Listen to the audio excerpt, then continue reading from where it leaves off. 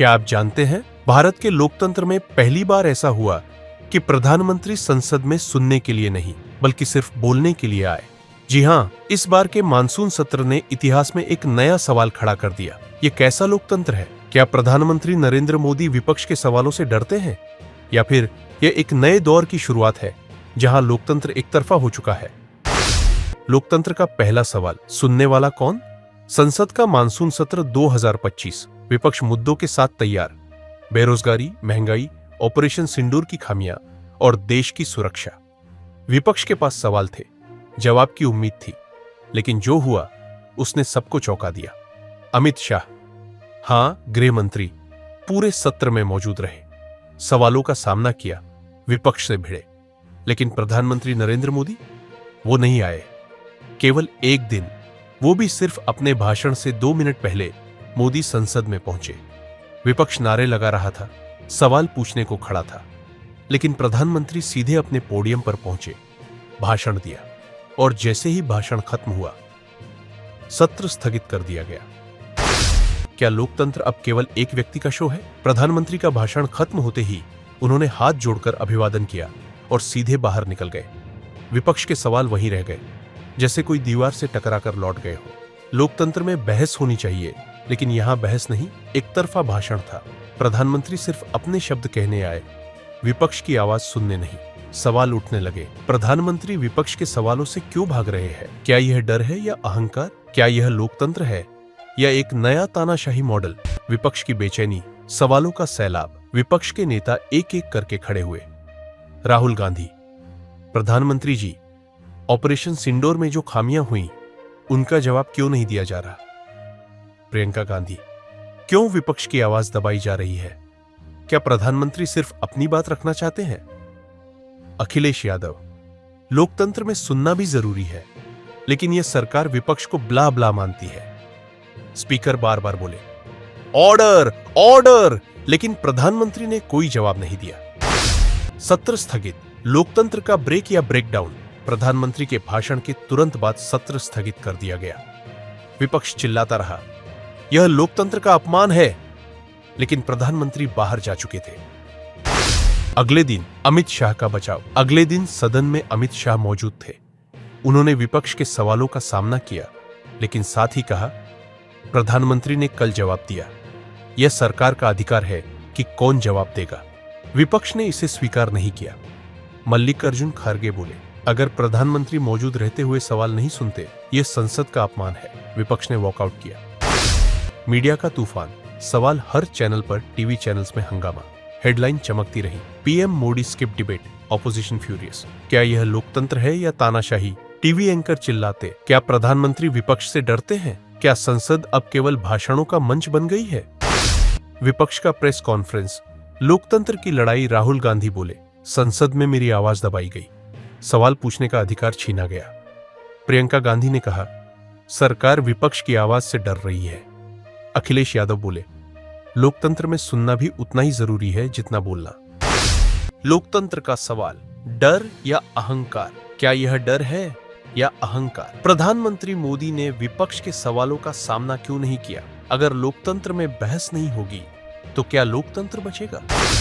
लोकतंत्र की खामोशी। तो दोस्तों, यह कहानी संसद की नहीं, लोकतंत्र की आत्मा की है। प्रधानमंत्री आए, बोले और चले गए। विपक्ष सवाल करता रह गया। सत्र खत्म हो गया। क्या लोकतंत्र अब सिर्फ भाषणों का शो बन गया है? क्या जनता के सवालों का जवाब कभी मिलेगा? कांग्रेस का भरोसा पाकिस्तान के रिमोट कंट्रोल से बनता है और बदलता है।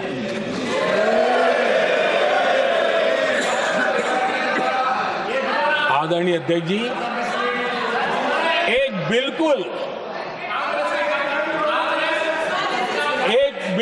कांग्रेस के नए सदस्य, यानी उनको तो क्षमा करनी चाहिए, नए सदस्य को क्या कहेंगे, लेकिन कांग्रेस के आका जो उनको लिख करके देते हैं और उनसे बुलवाते हैं, खुद में हिम्मत नहीं है, उनसे बुलवाते हैं कि ऑपरेशन सिंदूर, ये तो तमाशा था,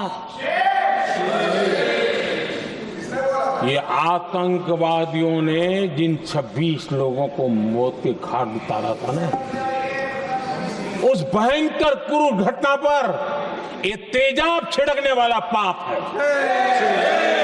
तमाशा कहते हो? आपकी असहमति हो सकती है और ये कांग्रेस के नेता बुलवाते हैं।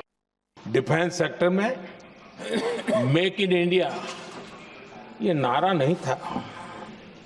हमने इसके लिए बजट पॉलिसी में जो परिवर्तन करना था, जो नए इनिशिएटिव ले रहे थे, वो नए इनिशिएटिव लिए। और सबसे बड़ी बात, क्लियर कट विजन के साथ हमने देश में make in India defence sector के अंदर तेज गति से हम आगे बढ़ रहे हैं। आदरणीय अध्यक्ष जी, एक दशक में डिफेंस का बजट लगभग पहले से 3 गुना हुआ है। डिफेंस प्रोडक्शन में करीब 250% वृद्धि हुई है, 250% वृद्धि हुई है। 11 वर्षों में डिफेंस एक्सपोर्ट 30 गुना से भी ज्यादा बढ़ा है, 30 गुना से ज्यादा। डिफेंस एक्सपोर्ट आज दुनिया के करीब 100 देशों तक हम पहुंचे।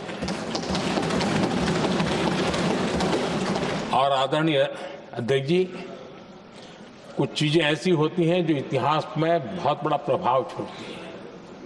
ऑपरेशन सिंदूर ने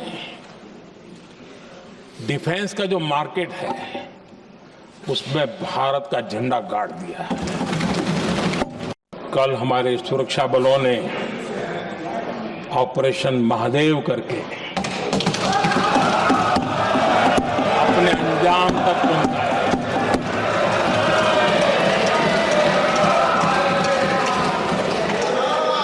लेकिन मैं हैरान हूं कि यहां ठहाके लगा के पूछा गया कि आखिर ये कल ही क्यों हुआ।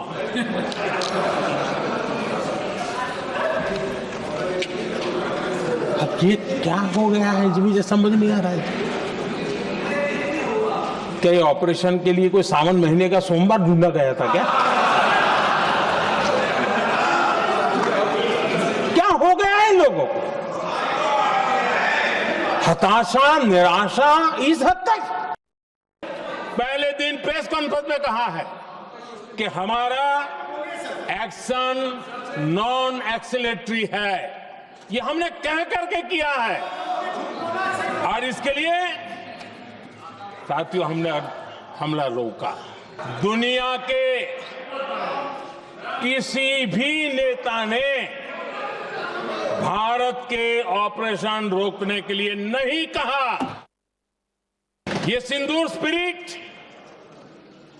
हमने तब भी देखी जब दुनिया भर में हमारे प्रतिनिधि मंडल भारत की बात बताने गए।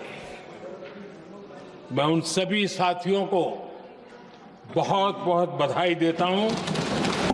आपने बहुत ही प्रभावी ढंग से